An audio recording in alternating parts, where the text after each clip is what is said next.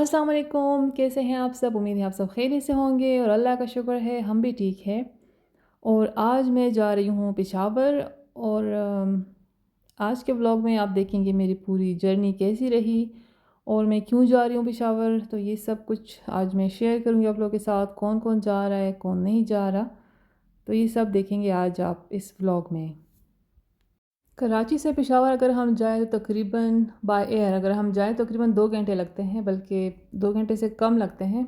1 our 45 minute तकरीबन इतना time जो है तो लगता है। और अगर हमारी फ़्लाइट 2 बजे हो तो फिर हम 12 बजे निकलेंगे घर से। 1 घंटा हम रास्ते के लिए रख लेते हैं और 1 घंटा फिर एयरपोर्ट के अंदर जो चेकिंग वगैरह होती है तो उसके लिए रख लेते हैं। तो इस तरह फिर वो भाग दौड़ वाला काम नहीं होता, थोड़ा आराम से सुकून से बंदा पहुंच जाता है और सारे काम आसानी से हो जाते हैं। और फिर अगर फ़्लाइट में थोड़ा टाइम हो तो थोड़ा वेट कर लेते हैं एयरपोर्ट के अंदर। तो अभी जो है हम पहुंच चुके हैं एयरपोर्ट। और हमने गाड़ी जो है तो पार्किंग में खड़ी कर दी थी। पार्किंग में खड़ी करने की तो ज़रूरत नहीं थी, लेकिन फिर भी मेरे हस्बैंड ने कहा कि नहीं, अगर ज़रूरत पड़ी, क्योंकि हमने वेट नहीं किया था जो सामान था मेरे पास। और वैसे भी जैसे मैं जा रही हूँ, मेरी भांजी की शादी है तो उसके लिए मैं जा रही हूँ, तो जो कपड़े वपड़े होते हैं शादियों पे ले जाने के लिए वो थोड़े से हैवी होते हैं, तो वेट का हमें नहीं पता था। तो इसलिए मेरे जो हस्बैंड हैं तो थोड़ी देर रुके, लेकिन मतलब कोई मसला नहीं हुआ, वेट सब कुछ सही था। तो बस आराम से सब कुछ हो गया था। और मेरी भांजी की शादी है तो मैं इसलिए जा रही हूँ वहाँ पर। और मेरे बच्चे नहीं जा रहे साथ में, मेरे हस्बैंड भी नहीं जाएंगे क्योंकि बच्चों के एग्ज़ाम्स हो रहे हैं, तो इस वजह से वो नहीं जा पाएंगे। फिर मेरे हस्बैंड भी इस वजह से रुके हैं। तो सिर्फ मैं जाऊंगी। और इस बार मैं जो है तो फ्लाई जना के थ्रू जाऊंगी। तो ये मैं पहली बार जा रही हूँ इसमें। पहले तो मैं जब भी गई हूँ तो मैं PIA के थ्रू ही गई हूँ। तो देखते हैं कैसा रहता है हमारा सफ़र। अभी थोड़ा टाइम था तो फिर मैं यहाँ पर थोड़ा सा घूमी फिरी। मैंने कहा अगर ज़्यादा टाइम होगा तो फिर चाय शायद या कॉफ़ी पी लूँगी, लेकिन फिर इतना टाइम नहीं मिला। फिर जो है जब मैं बाहर आई तो बस फिर वो अनाउंस कर रहे थे कि गेट नंबर 16 से आप लोग आ जाओ। पहले तो 13 का बताया हुआ था कि वहाँ से आना है, फिर बाद में जो है तो वो चेंज हो गया, फिर हम गेट नंबर 16 से बाहर निकले हैं। और जो लोग पहली बार जा रहे होते हैं तो वो थोड़े से नर्वस होते हैं कि पता नहीं एयरपोर्ट के अंदर हमें कैसे पता चलेगा हम किस तरफ जाएंगे। लेकिन जब आप एयरपोर्ट के अंदर जाते हो तो सब कुछ खुद ब खुद ही आपको पता चल रहा होता है कि अब इस तरफ जाना है, अब क्या करना है। और लोग भी होते हैं, गाइड भी कर लेते हैं आप लोगों को, तो कोई मसला नहीं होता, आसानी से सब कुछ हो जाता है। लेकिन जो भी पहली बार जाते हैं तो थोड़ा बहुत वो नर्वस ज़रूर होते हैं।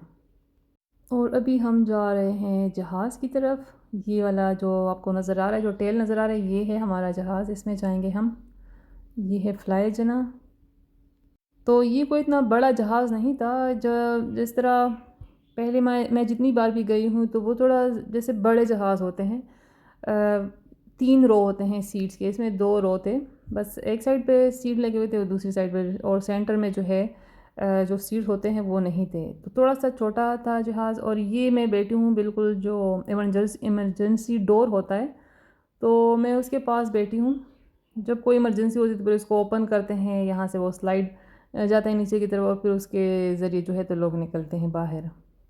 और जो डोर के पास बैठते हैं तो उनसे एयर होस्टेस आके बाकायदा पूछ भी लेती है कि अगर कोई इमरजेंसी हुई तो आप लोग कोऑपरेट करेंगे या नहीं करेंगे।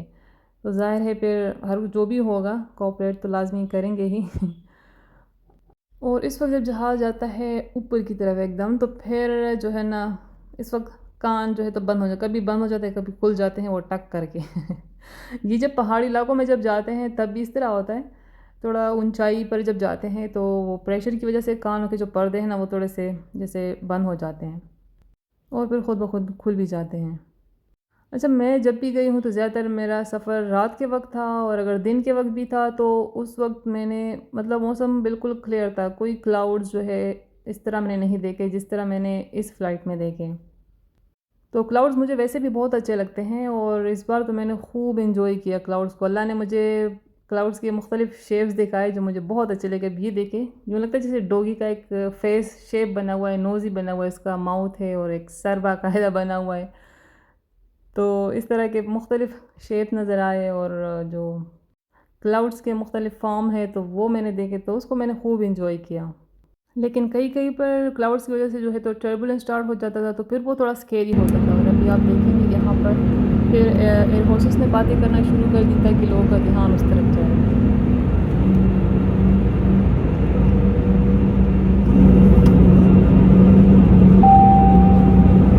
ख़वातीन और हज़रात, अब हम कुछ ही देर में ज़मीन की तरफ उतरने वाले हैं। पर हम अपनी सीट पर वापस जाएं और इस बात को यकीनी बनाएं कि आप पर ज़ाती सामान आपकी सीट के नीचे या ओवरबिन हेड में महफूज तरीके से रख दिया गया है। अगर आप खिड़की के पास वाली नशस्त पर बैठे हुए हैं तो बराए मेहरबानी खिड़कियों के पर्दे उठा लें और अपनी नशस्त की कुर्सी को सीधा कर दें। खाने की मेज़ को बंद कर दें और नशस्त की पेंटिंग को अच्छी तरह बांधे रखें। इसी तरह तो इस वक्त जो है ना काफ़ी जो टर्बुलेंस है तो वो हमें फ़ील हो रही थी। और इस वक्त फिर सब बाहर विंडो से बाहर देख रहे थे कि पता नहीं क्या हो रहा है। तो जो टर्बुलेंस होता है ये काफ़ी स्केरी होता है, लेकिन ये डेंजरस नहीं होता। जो एरोप्लेन जो क्रैश होते हैं तो वो इस वजह से नहीं होते हैं। और ये आप जब भी जाएंगे थोड़ा बहुत तो आप एक्सपीरियंस करोगे ही।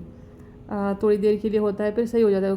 कभी कभार तो इतना सीवियर होता है कि जो सामान पड़े होते हैं ऊपर, जो पर्सेस वगैरह जो भी सामान पड़ा होता है तो वो भी गिर जाते हैं टर्बुलेंस की वजह से। और लोग जो है ना ज़ख्मी भी हो जाते हैं उस वजह से। और काफ़ी जो है ना लोग डर जाते हैं, चीखें निकल जाती हैं बाकायदा। लेकिन ये इतना डेंजरस नहीं होता, बस स्केरी होता है। और जो एरोप्लेन क्रैश होते हैं वो या तो एरोप्लेन में कोई मसला होता है या जो है ना पायलट की गलती होती है। लेकिन जो टर्बुलेंस है तो वो उससे इतना घबराना नहीं चाहिए, क्योंकि उस वजह से क्रैश नहीं होते। मुख्तलिफ़ रीज़न होते हैं उसके। बादल हो गए, हवा का प्रेशर हो गया, पहाड़ हो गए, और भी बहुत सारे रीज़न हैं। तो बहरहाल फिर हम खैर खैरियत से जो है तो पहुंच गए थे पेशावर। अब ये जो है तो पेशावर का एयरपोर्ट था। पेशावर वाला जो एयरपोर्ट है ये इतना बड़ा नहीं है।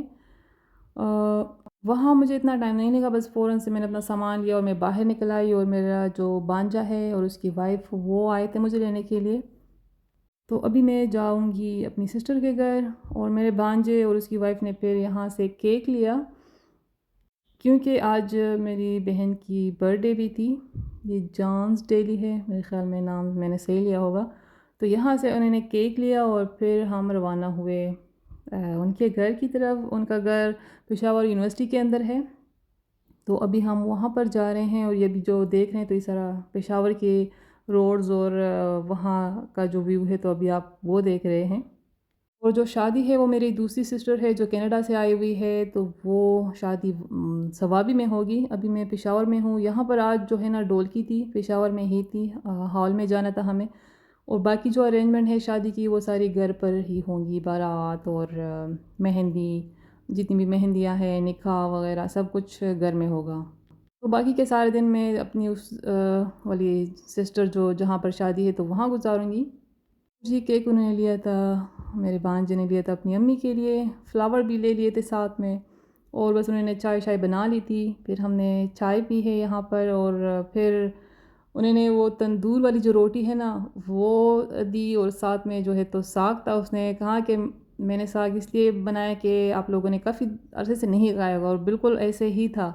साग पता नहीं कितना अरसा हो गया मैंने खाया ही नहीं, क्योंकि घर में मुझे साग बनाना थोड़ा सा मुश्किल लगता है। फिर उसको धोना, उसको काटना, वो थोड़ा लंबा सा प्रोसेस लगता है। तो जैसे मैं फिर घर में अक्सर नहीं बनाती हूँ।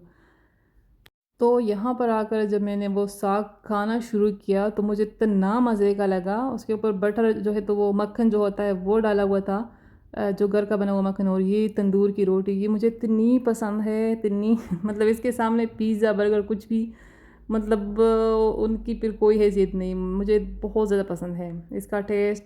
और क्योंकि ये यहाँ पर कोई बनाता नहीं है इस तरह की रोटी। हम गांव में खाया करते थे, गांव में मिलती थी।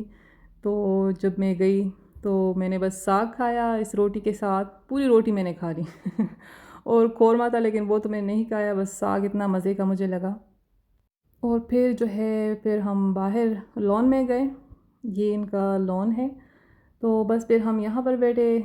और मेरी दूसरी सिस्टर भी आ गई थी, वो भी उसी वक्त पहुँच गई थी जब मैं पहुँची थी। तो वो सवाबी से आ गई थी, क्योंकि आज ही ढोलकी भी थी रात को। तो फिर उसके लिए हमने बस तैयार होना था।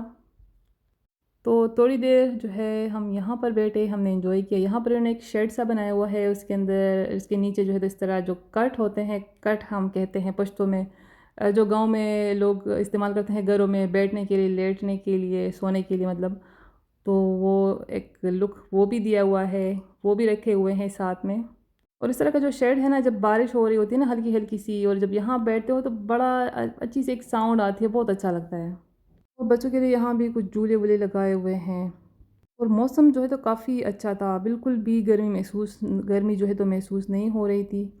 तो बस यहाँ बैठ के हमने थोड़ा एंजॉय किया, गपशप लगाई। और ये चीज़ मुझे नज़र आई, ये जो है ना, जब हम छोटे थे तो हम बहुत खेलते थे इसके साथ। हम इस तरह हथेली पे रख के और फिर फूंक मार के इसको उड़ाते थे और फिर कहते थे कि ज़प बरा जमा कुंतरे यानी ऊपर उड़ो मेरे कबूतर, कुछ इस तरह। बस पता नहीं क्यों हम बस दौड़ रहे होते थे और इस तरह इसको उड़ा रहे होते थे और खेल रहे होते थे। तो ये भी मैंने काफ़ी अरसे के बाद देखा यहाँ पर। और सामने है अनार के दरख्त, उसमें काफ़ी सारे फूल लगे हुए, काफ़ी सारे अनार इसमें लगे हुए थे। तो अभी ये मज़ीद अच्छे अच्छे ब्लॉग्स आने वाले हैं आगे, तो देखते रहिए। और बस ये था आज का ब्लॉग। अगर अच्छा लगे तो लाइक करें, शेयर करें और मेरे चैनल को सब्सक्राइब करना ना भूलें, और बेल आइकन को लाजमी प्रेस करें ताकि आने वाली वीडियो का जो नोटिफिकेशन है तो वो आपको मिले और मेरी वीडियो सबसे पहले आपके पास आए। अल्लाह हाफिज़।